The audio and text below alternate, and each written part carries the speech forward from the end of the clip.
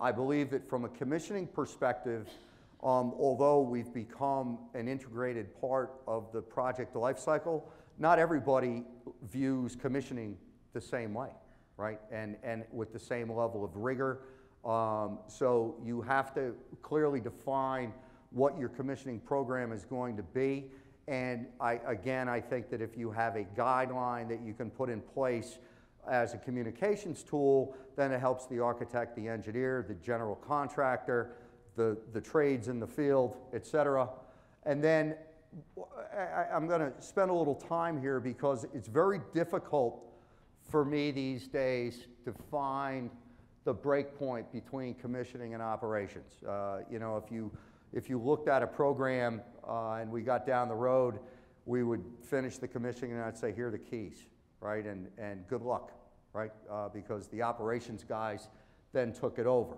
What we find, and one of the points that I made earlier because of the high failure based on human error, is that there have to be, whether you're funding, you know, you're using capital funds to build and commission the data center, you're using operational funds to run it.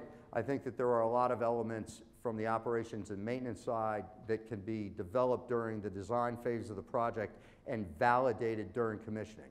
You're going to have one opportunity in your facility, whether it's a hospital, a lab, you're going to have one opportunity before it goes operational to be able to run the facility through its paces.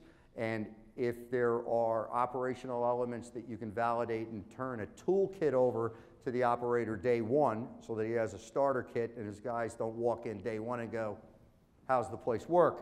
I think that that's an area where we're going to build more reliability and have a more, you know, if we design the facility and it's robust, then you have to make sure that the people that are operating it clearly understand it. So I think that one of the areas where we can do better is the transition from commissioning, the first year of operations, which I refer to as transitional services, before the warranties, your load profiles change, you're bringing load in, you're bringing your facility online, you're making tweaks, and you want to get everything done before your warranties expire in the first year. So that helps the operations guys. And then how do you know a year after you design the facility and commissioned it that it's actually operating as efficiently and the way you intended? I think that you need to have an audit program so that you can go in and look at the facility critically from an MEP perspective, find the things that are working well, find the things that are working that could work better, and those audits will identify those things and keep you in tune so the facility remains operating as it was intended.